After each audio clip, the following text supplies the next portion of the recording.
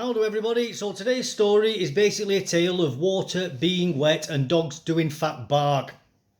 This is something that to the overwhelming majority of people is not a surprise, but obviously there are some people out there, usually political activists, who would outright deny this to your face. And even if you presented them with full facts, they still just would refuse to accept it. But anyway, let's get into this story. Foreign nationals twice as likely to be arrested than Britons. Figures reignite calls for greater transparency of migrant crime rates. Now, this is something that we've been seeing a lot coming from the mainland Europe, where governments over there from Germany, Denmark, Sweden, etc., etc., etc., have been fully publishing details of crime related to people's ethnicity and nationalities. And over there, it is absolutely shocking information coming out on who is actually committing the overwhelming majority of crime, and it is a disproportionate. It's a bit scruffy there. A disproportionate amount of crime coming from new arrivals. So let's get into the story and see what they have to say here. Foreign nationals are up to twice as likely to be arrested on suspicion of committing crimes as Britons, the first police data of its kind suggests. I don't think this is something that the government themselves have collated. I think other people have been going around doing freedom of information requests. We'll find out as the story goes on anyway. The arrest rate for foreign nationals averaged 22.2 per 1,000 of the population. So that's about, 2.22 per 100, so 2 out of every 100 of the population, compared with 10.3%, 10.3 per 1,000 of British citizens, so that's more than double, in fact. That's British citizens holding UK passports. Now, that's a very interesting bit of word in there, which obviously doesn't differentiate between somebody like myself, whose parents and ancestry dates back a long time, and somebody who may be from overseas but now holds a British passport. Very, very interesting. Now, that I could be reading a bit too much into that. I may be wrong, but I do think that line is very relevant. According to a Telegraph analysis of figures from 26 of the 43 police forces in England and Wales and census data. Although the figures are drawn from official sources, it is the first attempt to provide a comparison of arrest rates because the UK government, unlike some US states and Denmark, does not publish an analysis of migrant crime data. You see, that is so surprising to me that our government isn't providing this information, and all it says to me is that it reeks of cover-up, just like what was happening with the grooming gangs, where they flat out denied that that was happening. And in a way, it's a way for the government just to call people liars to the faces when you can see what's actually happening in our towns and cities around us. And this isn't a reflection on all migrants, obviously. I'm not trying to say this is all people. It's a very, very small number of people. You know, we are still only talking like 2% of people. But man, as the migrant population grows in the UK, you are literally going to see a doubling of crime though compared to what it was. Like, that is a noticeable difference. So yes, it is a small amount of people doing this, but it is a huge explosion of crime coming from that. You know, this really, really does add up. You know, and for people to try and lie that it doesn't happen, again, is even worse. Because they're going to be the ones who in 10, 15 years' time are going to be like, why is all this crime happening? I can't understand it. Why is everybody suddenly stabbing each other? Why can't you leave anything outside without it getting wrecked or stolen? They are going to be the ones saying that, unfortunately. So, institutional cover-up here. Senior MPs and public safety campaigners are urging ministers to rethink their approach amid claims that there has been an institutional cover-up on informing the public about migrant crime rates. Well, of course there has. There's been institutional cover-ups on loads of different things. You know, I mean, even things like it was recently about going on again about HIV and the blood. I mean, that was going back a bit. You know, that was covered up. The grooming gangs was covered up. They were lying about COVID to us, and yes, they were lying about lots of things about that with us. Loads and loads and loads of things that they just keep lying and lying and lying. I mean, even with Brexit, one of the biggest political events that's happened in our country's history since the English Civil War. And they were actually lying to our faces, saying that the UK economy would tank the next day and 1 million jobs would be lost if we just voted for Brexit. Never mind the Brexit process happening. Mark Carney, who was head of the Bank of England at the time, specifically said the day after the election, the day after the vote for Brexit, if we vote for Brexit, 1 million jobs will be lost. Like that. Never happened. These people are habitual liars who are trying to push an ideological viewpoint of the world. And they are lying to us to do it, because it's the only way they can do it is by covering up and lying about it. And this, again, is showing us the truth.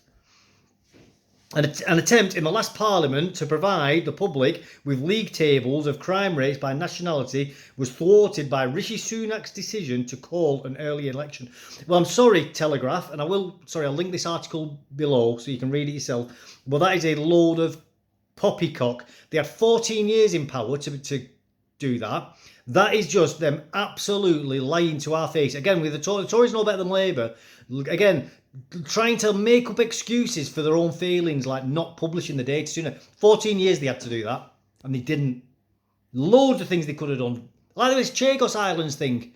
The Tories started that process of getting rid of that, and now they're trying to make out like Labour are the ones who've masterminded it. They're both as bad as each other. You can't trust either of the It's a uni party. Just the left and the right hand of the same organisation. That's all they are. A backlash amended to the sentencing bill backed by Tory MPs from the left, such as Sir Robert Buckland, the former Justice Secretary, as well as the right, would have required a government report to Parliament detailing the nationality, visa and asylum status of every offender convicted in English and Welsh courts in the previous year. Yeah, once on top of that, they should then have a team backlogging it going back. You know, you could get 1,000 people going through all court records, sentencing records. That'd be their day job every day, going through it, go back like 20, 30, 40 years. You know, every year. That's their job until it's done. You know, you could get really, really good information on this. You know, going through all police records, going through all the courts, everything. It'd be tedious work, but it would not be too difficult to do. But they won't do it. Oh. Supporters, including Robert Jenrick, the Tory leadership contender, and Neil O'Brien, the former minister, argue such data would enable the Home Office to toughen up visa and deportation policies for nationalities linked to higher rates of crime in the UK. There is a massive difference in how likely people from different countries are to get in trouble with the law when they come in. 100% true, and that's been proven by the various bits of data from various countries, with African and Middle Eastern countries being the worst. I think in Germany, if memory serves, I think Kuwait had the worst violent crime. I mean, you're still, again, talking very low levels of people. It's out of every 1,000. You're still talking, like, say, 6, 8 people. You know, it's not a lot of people, but it's still exponentially larger the further away from Western countries you get. And it needs to be a consideration when people get visas, and it needs to be a consideration for the deportation as well. When you're from certain countries, like, well, you're more likely, statistically, you're more likely to commit those crimes, so off you go. The Home Office has done everything they can to stop an honest debate about these issues. Yeah, I'm not surprised the Home Office have done that. The Home Office is stuffed full of foreigners, and I'm not even like using that as a loose term. Like, there are actual foreigners working in the Home Office. Like, and it's crazy that people in positions who are making these authorities, which are absolutely integral to our national security, are able to interfere in these sorts of matters. It's almost like we've imported an occupying force into our country to make decisions on our behalf. There is a handy league table here with the crime rates on the website, which you can browse, which I do suggest you look at. It's in alphabetical order. So I'll give you a couple of examples. So Armenia, male 3, female 0, total 3. Foreign born 1,081. Rate per 10,000, 27.75. So the Bahamas 1, female 0, total 1. So foreign born passport holders 358, that's 27.53 per 10,000. So it just goes through like that, and it gives you a total breakdown of all different nationalities. I mean, let's see if we can. Well, here we go.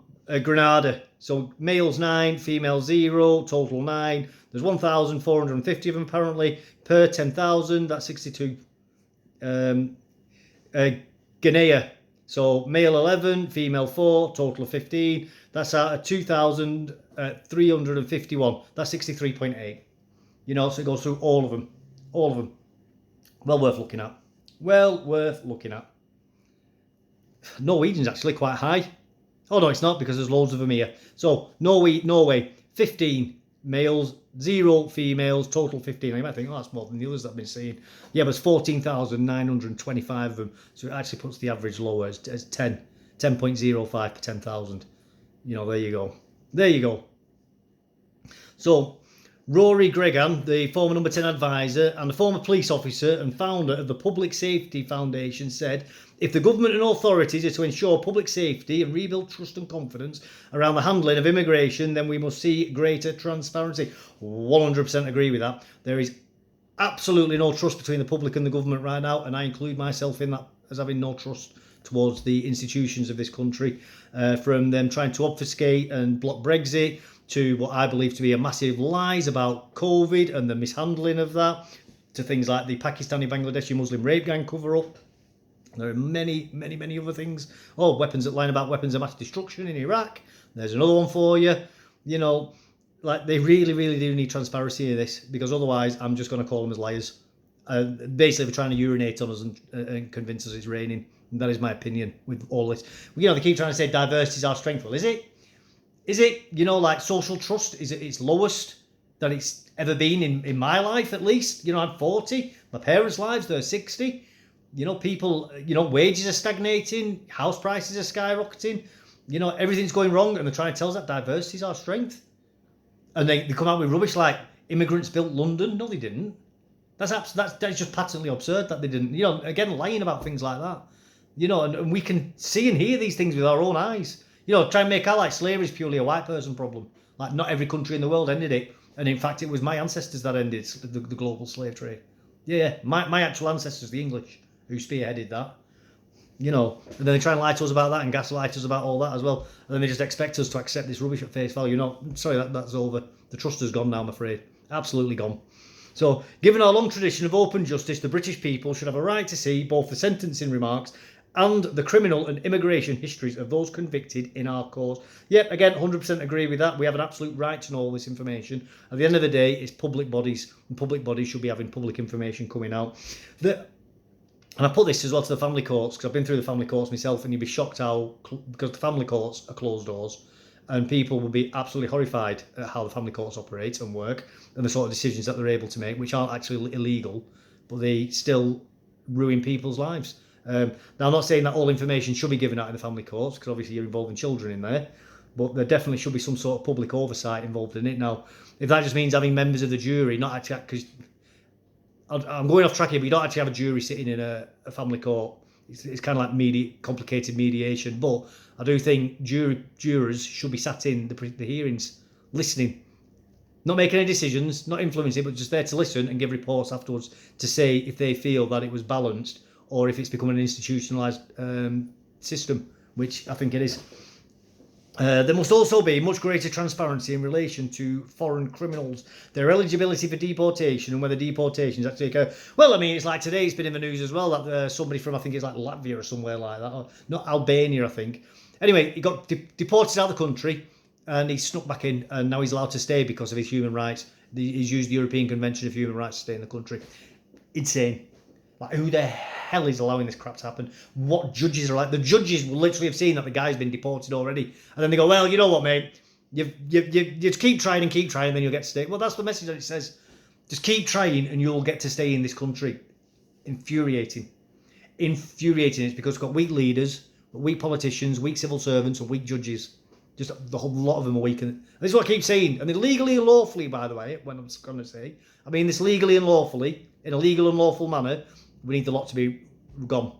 We need to uproot the lot of them, replaced, get rid of them, retire, give them all early retirement. Off you go. We're going to put competent people in because you're clearly incompetent and you're clearly incapable of doing the job that needs doing. You know, it'd be like giving a pacifist a gun and telling him to be a soldier. You can't do that. They are incapable of doing the job and what needs to be done. The Telegraph compared the number of arrests by non-UK nationals and UK nationals relative to their populations. To do this, it compiled the non-UK national arrests from Freedom of Information requests to 26 police forces that replied to the Centre for Migration Control. Excellent work to both of them, to the newspaper and to the Centre for Migration Control. Brilliant work, and we need more of that. That's decent reporting for a change. That's real journalism. Across 26 forces, there were 140,163 non-UK national arrests over 3 years for a population of 2.1 million people. I'd also like to know the breakdown between people who are actually English, Scottish, Welsh and Irish, and those who hold British passports as well. I'd love to see that breakdown. That also needs to be looked into, because if somebody's moved here and has got permanent rights to reside, or they've been given a passport and whatever else, you know, they're technically classed as British, or, you know, according to the law. But I'd still like to know if they're committing crimes, and really we should be looking at deporting them as well, taking the passport off them. Off your trot, pal. You've abused the trust of that we've given you. With that passport comes responsibilities. If you don't want to behave yourself, off your trot. Take your kids with you as well, and even your grandkids if you're that old. This equated to about 66.7 per 1,000 people on an average of 22.2 per 1,000 people.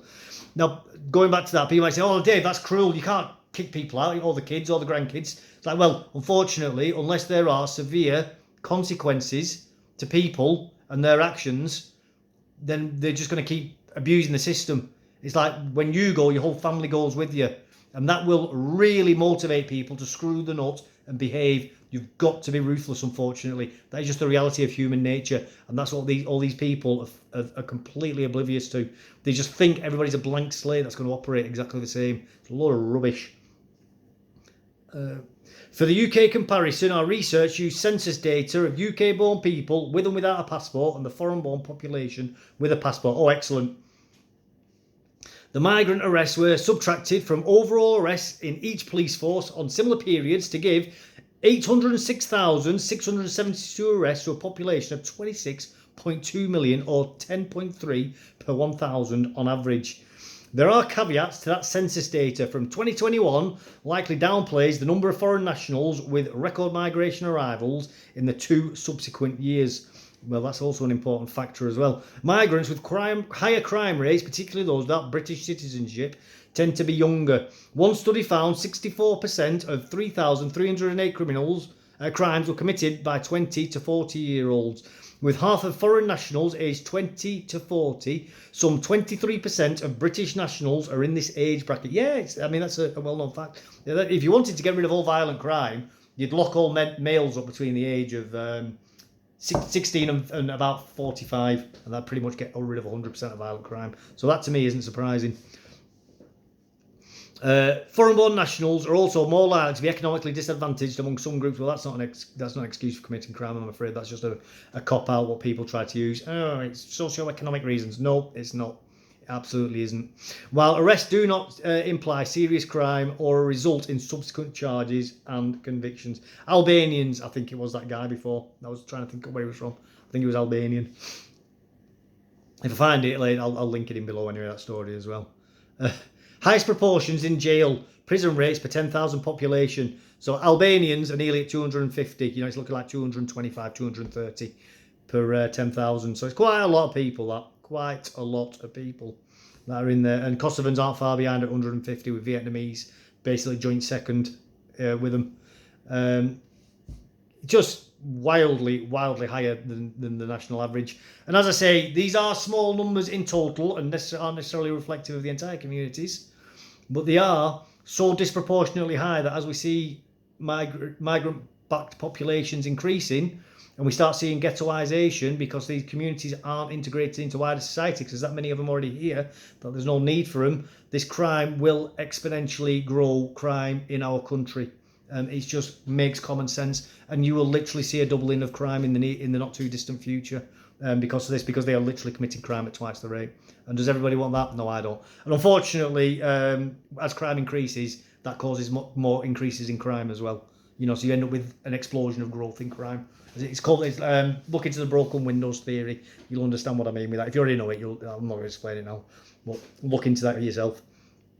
So on Friday, the Telegraph provided the first prison crime map by ranking more than 130 nationalities on the basis of the number of inmates per 10,000 of the population in the UK from their countries. Albanians top the table, as I just said to you, followed by Kosovans, Vietnamese, Algerians, Jamaicans, Eritreans, Iraqis and Somalis. And I'm pretty sure to everybody there, none of those are a surprise that they're actually on the list, unfortunately. You know, I mean, we get accused of being racist for stereotyping people, but stereotypes don't come from a vacuum. They usually come because there's some sort of grain of truth in there.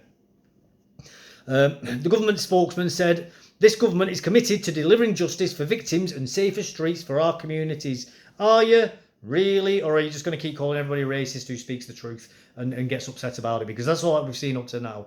You know, like when those 3 girls were murdered and 8 other girls were stabbed up. You know, everybody was upset about that. Just got called a far-right thug and a bigot and a racist.